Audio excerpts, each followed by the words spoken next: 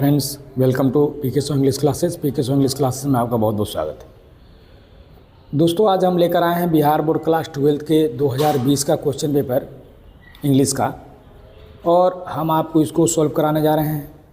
अगर आपको किसी तरह की डाउट हो तो आप प्लीज़ कमेंट बॉक्स में ज़रूर लिखिएगा कि कौन से क्वेश्चन में आपको प्रॉब्लम है, तो हम उसको रिप्लाई करेंगे।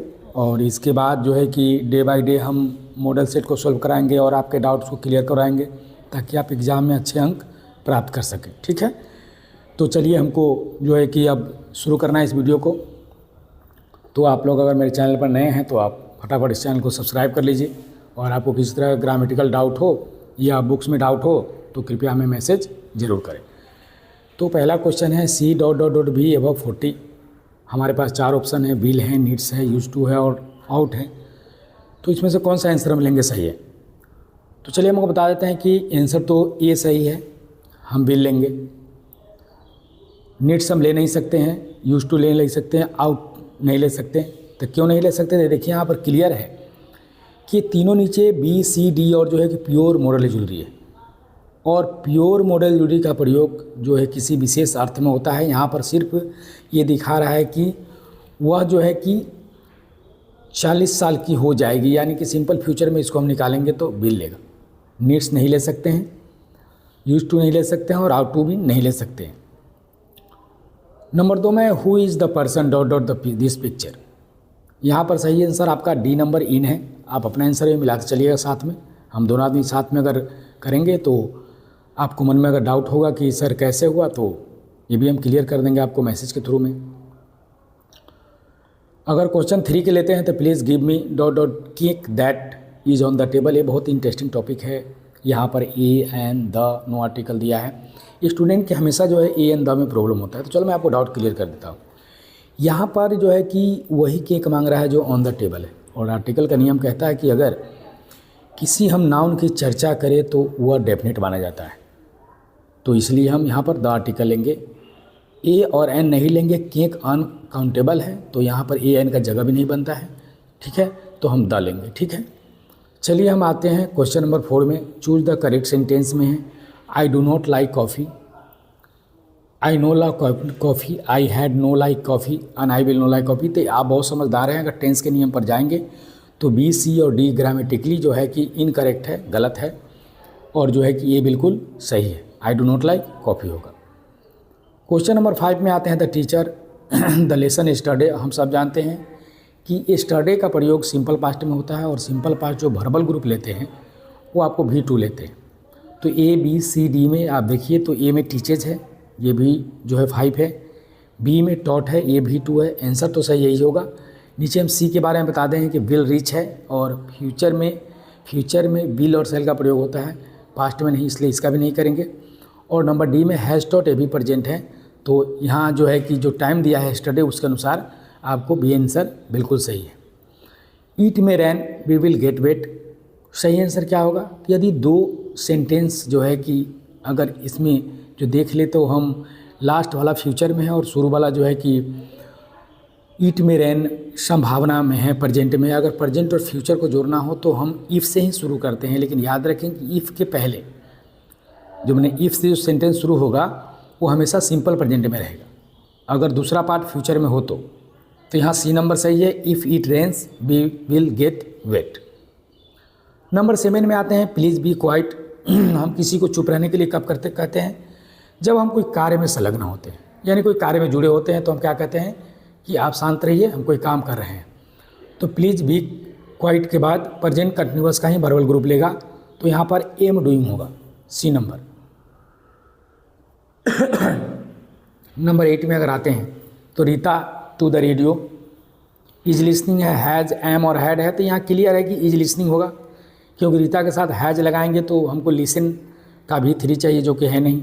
रीता के साथ एम का प्रयोग हम करेंगे नहीं, और रीता के साथ अगर हैड का प्रयोग करते भी हैं तो यहाँ पर लिसन जो है कि V4 में है, जबकि हैज़, हैव और हैड के साथ V3 का प्रयोग होता है। इस चीज़ को ध्यान रखिएगा। The cat is eating the fish, present continuous का एक्टिव फॉर्म है, और प्रेजेंट कंटिन्यूअस को पैसिव में बदलने के लिए हम जो रूल प्रयोग करते हैं वो सबको पता होगा subject plus is am are plus being plus V3 plus by plus subject. तो यहाँ पर पहला क्वेश्चन ही सही है, the fish is being eaten by the cat. Number 10 में choose the correctly spelled word. ये तो आपको पर्सनल जो है एक्सपीरियंस पर आपको जो निर्भर करता है कि जितना आप ज़्यादा ग्लोसरी का स्टडी किए होंगे उतना का आप करेक्ट स्पेल कर पाइएगा। तो आंसर नंबर ए सही है, आप चेक कर लें। 11 क्वेश्चन कह रहा है कि he dot classical music 4 hours everyday. ये क्वेश्चन बड़ा ही कंफ्यूज कर रहा है क्योंकि यहाँ पर सिंस 4 भी लिया है जिसका प्रयोग प्रेजेंट परफेक्ट कंटिन्यूअस में होता है और साथ में एवरीडे को भी प्रयोग किया गया है। तो आप याद रखें कि अगर किसी भी सिंपल प्रेजेंट का अगर जो है कि टाइम प्रेजेंट परफेक्ट कंटिन्यूअस के साथ भी आए तो उस अवस्था में भी जो है कि सिंपल प्रेजेंट को ही माना जाएगा क्योंकि लास्ट में एवरीडे दिया है। तो यहाँ पर हम भी जो है कि 5 लेंगे क्योंकि ही मेरा सिंगुलर है, तो ये नंबर प्रैक्टिसेस होगा। नंबर 12 में कह रहा है the mother sat in a corner her son take his baby steps. ये जो है कि आपको gerund participle non finite verb से लिया गया है जिसमें हमको पढ़ाया गया है कि नॉन फाइनाइट वर्ब में जेरंड और इन्फिनिटिव नाउन की तरह कार्य करता है और ऑब्जेक्ट की तरह जो है कि प्रयुक्त होता है वाक्य में। यहाँ पर हर सन नाउन है तो पार्टिसिपल का प्रयोग वाचिंग करेंगे हम। याद रखिएगा कि अगर किसी नाउन के पहले दोबारा क्रिया का प्रयोग करना हो तो आप पार्टिसिपल में ही जाएंगे, तो वहाँ पर आपको जो है वाचिंग लगेगा। नंबर 13 में दिया है चूज द करेक्ट सेंटेंस। तो either of 3 men can do it, any of 3 men can do it, either. तो आप जानते हैं सब, तो बता देते हैं क्लियर रीजन क्या है। सही आंसर डी होगा। ईट, आइदर और नाइदर का प्रयोग 2 में से किसी एक को चूज करने के लिए होता है, ठीक है ना। इसलिए यहाँ पर हम डी लेंगे, एनी। तो सर बी में भी एनी है तो बी क्यों नहीं लेंगे, क्योंकि यहाँ पर मेन के पहले द आर्टिकल का प्रयोग किया गया है क्योंकि प्लुरल है। Any of the 3 men definite नहीं है, इसलिए यहाँ पर बी गलत और डी सही होगा। The window have been cleaned. ये भी क्वेश्चन कन्फ्यूजिंग रहता है जब आपको पैसिव वॉइस दे देता है और आपको बोलता है कि एक्टिव चूज करने के लिए, तो आप सीधे जाते हैं क्रिया के बाद में किसी में ऑब्जेक्ट है कि नहीं है। तो यहाँ देखिए क्लीन्ड के बाद ऑब्जेक्ट नहीं है, तो ऑब्जेक्ट नहीं है तो आप क्या लेंगे। तो चलिए सब में समवन ले लिया है तो क्लियर है कि कोई समवन वाला ही सही होगा। तो यहाँ पर the window have been cleaned है तो इसका मतलब हैव बीन लिया है तो प्रेजेंट परफेक्ट का पैसिव है, तो प्रेजेंट परफेक्ट का ही ए भी लेगा। तो प्रेजेंट परफेक्ट टेंस का आपको वर्बल ग्रुप याद करना पड़ेगा, हैज है प्लस V3। तो देखिए हैज है प्लस V3 कहाँ है, तो सी नंबर में है, answer someone has clean the Windows. Number 15 में थोड़ा आप आ जाइए, यू डॉट द पियानो, है ना। तो यहाँ क्लियर है कि यू के साथ आर लगेगा और सी नंबर आंसर सही है। और आप ए है ना और बी और डी को भी आप आसानी से काट सकते हैं। वाच प्लेइंग, बी के साथ यू के साथ वाच का प्रयोग होता नहीं है ना, यू के साथ इज का प्रयोग नहीं होता, यू के साथ एम का प्रयोग नहीं होता है, तो आंसर कंप्लीटली जो है कि आपको सी सही है। नंबर 16 में आ जाते हैं, तो बी ही में स्टरडे, थोड़ा देर पहले बताया है कि स्टरडे का प्रयोग जो हमेशा सिंपल पास्ट में V2 लेता है, तो बी नंबर विजिटेड होगा।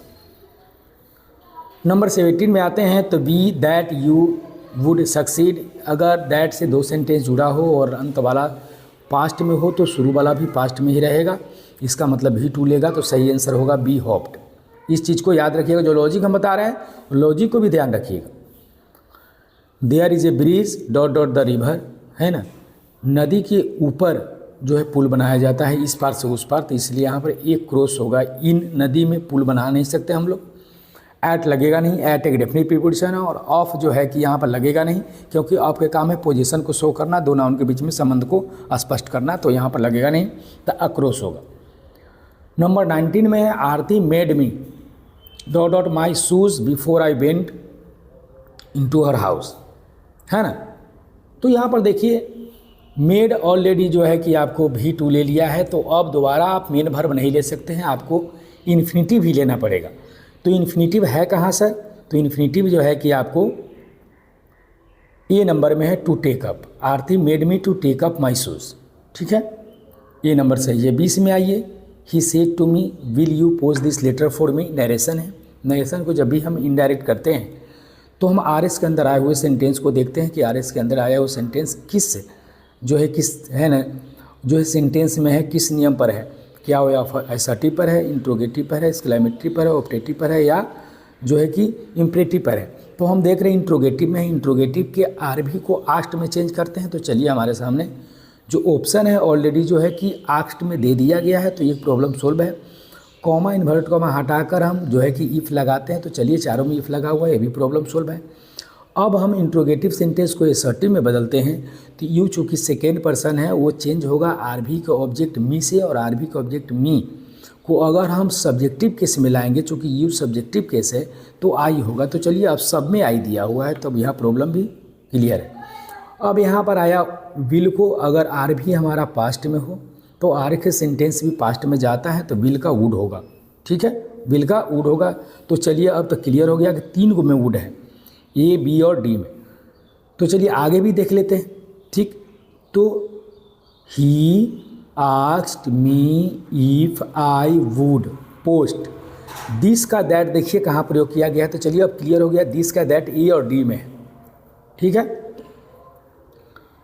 तो दैट लेटर फॉर हिम, तो यहाँ अगर गौर से देखेंगे तो आपको जो है ए और डी में कोई अंतर नहीं देखेगा, है ना।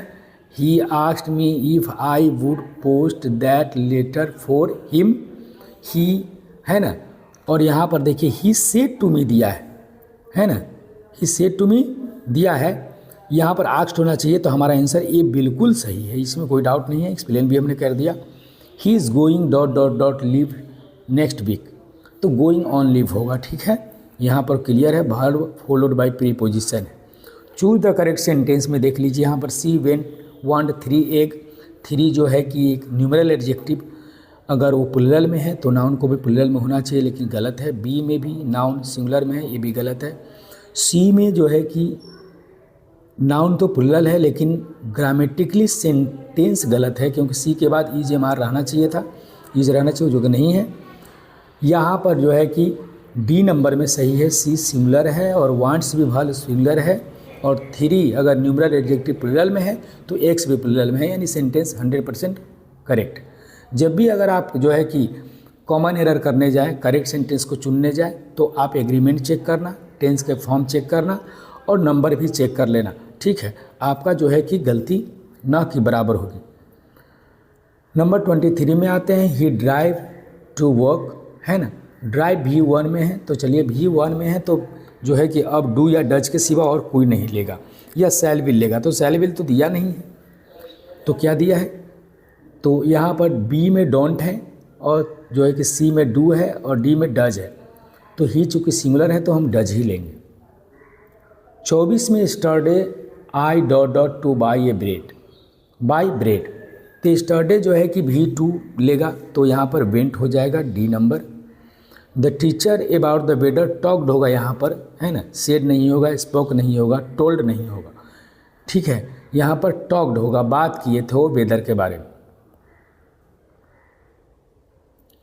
26 नंबर में आइए, चूज द करेक्ट सेंटेंस में, ही विल नेवर स्पीक लाई, लाई के पहले हमेशा ए का प्रयोग होता है, तो चलिए सी और डी में दे रहा है ना। ठीक, ही will never say a lie, he will never tell a lie, तो यहाँ पर टेल ए लाई होता है, से ए लाई नहीं होता है, तो डी नंबर हो। 27 नंबर में she is please dot dot me, है ना, तो यहाँ पर एट दिया है, ऑन दिया है, विथ दिया है, फ्रॉम दिया है, सही आंसर विथ होगा, क्योंकि यहाँ पर मी जो है पर्सनिफाई प्रोनाउन है, तो पर्सनिफाई कोई भी प्रोनाउन प्लीज के बाद लगा हो तो वहाँ पर विथ ही लगता है। मी हो, राम हो, सीता हो, गीता हो, कोई भी हो। नंबर 28 में U dot dot gate a new dress tomorrow, tomorrow जो है कि आपका एडवर्ब ऑफ टाइम है, सिंपल फ्यूचर का, तो शैल विल लेगा, तो यहाँ पर चलिए ए नंबर आंसर बिल्कुल सही है। नंबर 29 में he has broken his leg, so he dot dot play football, अगर कोई अपना पैर तोड़ लिया है तो क्या नहीं कर सकता है, तो चल नहीं सकता है, तो ये नंबर में काउंट हो जाएगा। नंबर 30 में choose the correctly spelled word, intelligent का स्पेलिंग आप सब जानते हैं, तो आप सीधे ले लीजिए, आप इंटेलिजेंट का स्पेलिंग शुरू वाला ही ले लीजिए, इंटेलिजेंट का स्पेलिंग यही सही है। 31 में let me the classroom please. Let me के बाद हमेशा V1 का प्रयोग किया जाता है, इसलिए हम V1 में आएंगे तो सी होगा leave. Choose the correct sentence में आई एम गोइंग नाउ यहीं पर सही है, बाकी जाने की ज़रूरत नहीं है, आप एक बार चेक भी कर लो। आई अगर यहाँ पर जो है कि सब्जेक्ट है तो एम सही लगा हुआ है, और नाउ लगा हुआ है तो गोइंग सही लगा हुआ है, मतलब ऑल वर्ड सेट है ना, कम्प्लीटली परफेक्ट, इसलिए यहाँ पर ए सही है। उसके बाद 33 में Shyam asked her if she was ill, यहाँ पर इनडायरेक्ट स्पीच दे दिया है, आपको डायरेक्ट चुनना है। तो आप डायरेक्ट चुनेंगे तो यहाँ पर कैसे चुनेंगे, तो पहले आप देख लीजिए यहाँ पर कि आप सी श्याम आस्क्ड हर है तो श्याम सेड टू हर पहले आप देख लीजिए, तो श्याम सेड टू हर है कहाँ, तो सर डी और सी और डी में है। तो चलिए अब यहाँ पर ठीक है, अब यहाँ पर सी का प्रयोग जो है कि हर के बदले में किया गया है, तो कन्फर्म है कि हर सेकेंड पर्सन है तो उसके बदले में यू ही आएगा। तो यहाँ पर जो है कि आपको आर यू इल हो जाएगा, सी नंबर आंसर बिल्कुल सही है। अगर आपको डाउट होता है तो आप बोलिए कि सर डाउट है, तो हम इसको और भी कम्प्लीटली क्लियर करवा देंगे कि यहाँ पर यू यहाँ पर क्यों लिया गया है। तो चलिए हम बता ही देते हैं आपको। यहाँ पर आर बी के स्थान पर जो भी आता है वो हमेशा सेकेंड पर्सन में रहता है, और आर बी के जो सब्जेक्ट के रूप में आता है वो फर्स्ट पर्सन में रहता है। इसलिए यहाँ पर अगर सी यहाँ पर अगर हर के बदले में आया है तो यहाँ पर जब भी सब्जेक्टिव केस में सी को ले आएंगे तो सेकेंड पर्सन का सब्जेक्टिव केस यू ही होगा। तो चलिए अब हम यहाँ पर क्लियर करा देते। 34 में आते हैं, are you coming with his us, है ना, ही आस्क्ड मी। अगर हम इसको देखें तो ये जो है कि इनडायरेक्ट है, इसको इनडायरेक्ट करना है तो ही आस्क्ड मी को ऐसे ही रहने देंगे, इफ़ लगाएंगे, यू को आई में चेंज करेंगे, है ना। He asked me if I was coming with them, देख लीजिए कहाँ है, तो सी नंबर है। नंबर 35 में learning dot dot isn't easy, ये बड़ा ही फैंटेस्टिक क्वेश्चन है, सब में फ्रेंच दिया है, तो हम कौन सा आंसर लेंगे। तो सबसे पहले आप जान लीजिए कि किसी भी भाषा के नाम के पहले द आर्टिकल का प्रयोग नहीं होता है, ठीक है। तो यहाँ पर बी नंबर आंसर सही है, ठीक। अब यहाँ पर आ जाइए आप 36 में, और रिटेन स्टेटमेंट और एक लिखा हुआ शपथ पत्र को अंग्रेजी में क्या कहते हैं, तो बच्चा आप जानता है कि उसको हम एफिडेविट कहते हैं, ठीक है। अब बुक में आ गए हैं हम लोग 37 में, John Donne is a dot dot poet, कौन पोइट थे, तो मेटाफिजिकल पोइट, है ना। ये आप इंट्रोडक्शन जब पढ़े होंगे जॉन डॉन के लाइफ को तो वहाँ पर आया होगा, he is a metaphysical poet, he is a leader of, है ना, मेटाफिजिकल पोइट। नंबर 38 में आते हैं, स्टैंडर्ड ब्रिटिश लैंग्वेज को किस नाम से जाना जाता है, तो रिसीव प्रोनाउंसिएशन, यानी कि डी नंबर आंसर बिल्कुल आपका सही है। And the night angle is dumb, है ना, the angel will not come, ये कहाँ से लिया गया है, तो ये आपको W.H. ऑडिन का पोयम है, now the leaves are falling fast, तो सी नंबर आंसर बिल्कुल सही है। 40 में रूपर्ट ब्रूक प्रेजेस, है ना, रूपर्ट ब्रूक ने किसको प्रेज किया था, तो we all know that Rupert Brooke belongs to, जो है कि आपको इंग्लैंड से, तो इंग्लैंड की ही चर्चा करेंगे, भारत के बारे में तो कुछ बोलेंगे नहीं। 41 में Walter de la Mare make us aware of, Walter de la Mare ने हम लोग को किस चीज़ के प्रति सचेत किया है, तो in human condition of modern life, आधुनिक जीवन का अमानवीय व्यवहार के प्रति, परिस्थिति के प्रति जो है कि हमें अवगत किए हैं, तो आंसर नंबर ए बिल्कुल सही है। नंबर 42 में आएंगे तो what according to Zakir Hussain which is the prime instrument national purpose, राष्ट्रीय उद्देश्य का सबसे प्रमुख अस्त्र क्या है, तो मैं कहता हूं कि आंसर बिल्कुल बुक के बेस्ट पर है, education is the prime instrument of the nation, है ना, यह national purpose, D number answer है। In the heart at the peace under English heaven, इस वर्ड को जो है द सोल्जर चैप्टर से लिया गया है, रूपर्ट ब्रूक इसके पोइट हैं। 44 में and the active hand must dot dot dot, यहाँ पर lonely on the separate knees, ये now the leaves are falling fast का लाइन है कि active hand must freeze, lonely on the separate knees must freeze आ जाएगा यहाँ पर, C number. Ideas that help mankind is written by, कौन लिखा है, तो आप सब जाते हैं बर्ट्रैंड रसेल लिखे हैं इस चीज़ को। आप 46 में आइए तो वाल्टर डेलामेयर का जन्म कब हुआ था, तो 1873 में, आपको इंट्रोडक्शन में ये आंसर मिल जाएगा। 47 में Bertrand Russell was awarded Nobel prize in literature, Bertrand Russell को नोबेल प्राइज़ कब दिया गया था, तो 1950 में दिया गया था। English use from the 15th century is called, 15वीं शताब्दी से प्रयोग होने वाली इंग्लिश को किस नाम से जाना जाता है, तो मॉडर्न इंग्लिश के नाम से जाना जाता है। एक और जानकारी आपको दे दूं कि 19वीं सेंचुरी से लेकर अब तक प्रयोग होने वाली इंग्लिश को हम न्यू इंग्लिश के नाम से जानते हैं। नंबर 49 में आएंगे, द वेस्ट लैंड के राइटर कौन है? तो स्टोरी ऑफ इंग्लिश से इस क्वेश्चन को पिकअप किया है, टी.एस. इलियट इसके राइटर हैं। English language is dot dot Sanskrit, Sanskrit का उम्र 5000 वर्ष है जबकि इंग्लिश का उम्र मात्र 1500 वर्ष है। इस दृष्टिकोण से इंग्लिश जो है कि संस्कृत से बहुत छोटा है और छोटा के इंग्लिश एंगर होता है। सी नंबर आंसर है। Number 51, our forefather did not invent machinery because, हमारे पूर्वजों ने मशीन का आविष्कार नहीं किया क्योंकि वो जानते थे कि हम लोग जो है कि अगर मशीन का प्रयोग करेंगे तो we would become slave and lose our moral fibre. तो नंबर ए नंबर है, they knew we would become slaves and lose our moral fibre, A number answer है आपका। 52 में and stooped and drink a little more, पानी पीने की बात कही जा रही है। तो ये हमारा जो है कि स्नेक चैप्टर से लिया गया है। आपको जो है कि आंसर होगा snake, C number. Doctor Zakir Hussain is the author of peace, doctor Zakir Hussain ने रेनबो पार्ट 2 में कौन सा चैप्टर को लिखे हैं? तो आपको उसका नाम है भारत इज माई होम। 54 में Macbeth and Julius Caesar written by, Macbeth और जूलियस सीजर के लेखक कौन है? तो हम सब जानते हैं one of the best dramatist of the English literature William Shakespeare. ठीक है, उसके बाद आ जाते हैं आपको जो है कि आपको Savitri is written by, Savitri के लेखक कौन है? स्टोरी ऑफ इंग्लिश का क्वेश्चन फिर पिकअप किया गया है, Aurobindo Ghosh. After all there is something in Hinduism that has kept it alive up till now is from, कहाँ से लिया गया है इस लाइन को? तो ये महात्मा गांधी द्वारा लिखा गया लाइन है जिसका प्रयोग उन्होंने Indian civilization and culture chapter में किए हैं, बी नंबर आंसर सही है। Radhakrishnan never lost his faith in essential humanity of man, ये हम सब जानते हैं। ये भारत इज माई होम से डॉक्टर जाकिर हुसैन द्वारा दिया गया जो है राधा कृष्णन के फेवर में एक जो है कि पॉजिटिव जो है कि आपको स्टेटमेंट है, यहाँ पर इसेंशियल ह्यूमैनिटी ऑफ मैन होगा। 58 कह रहा है we are satisfied with the small village, हमारे पूर्वज जो है कि बड़े बड़े शहर को जो स्नेयर मानते थे, ट्रैप मानते थे, उनका मानना था कि हमारा जो है कि बिग सिटी जितने भी सिटी है full of robbers and theft है, इसलिए उन्होंने जो है कि गांव को ही जो है कि ज़्यादा जो है कि फेवर किए थे। उसका नाम यहाँ पर आंसर होगा आवर एंसेस्टर। 59 में the great vowel shift took place in during, great vowel shift को कब लाया गया था? तो हम सब जानते हैं मिडिल इंग्लिश में लाया गया था। मिडिल इंग्लिश में एक और घटना हुई थी जो प्रिंटिंग प्रेस का आविष्कार हुआ था, है ना, और करने वाले थे विलियम कॉक्सटन, याद रखिएगा, और 1476 में हुआ था। एक साथ मैंने 3 क्वेश्चन को समाप्त किया। 60 में कह रहा है कि and as we walk we make the place that we sell, ये लाइन जो है कि आपको आई हैव ए ड्रीम से लिया गया। मार्टिन लूथर किंग जूनियर जो है नेग्रो का प्रतिनिधित्व करते हुए जो है कि वो कह रहे हैं कि हम हमेशा आगे बढ़ते रहेंगे तो मार्च गो अहेड हो जाएगा, डी नंबर आंसर।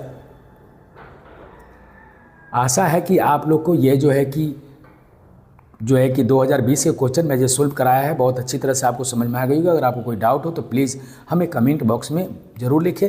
अपने दोस्तों को मेरे चैनल को शेयर करें ताकि जो है कि वो भी इसका बेनिफिट ले सके, डाउट क्लियर कर सके। मार्क्स उठाना है बेहतर तो PK 100 इंग्लिश क्लासेस के ज्वाइन अवश्य करें। Thanks for watching this video, thank you very much.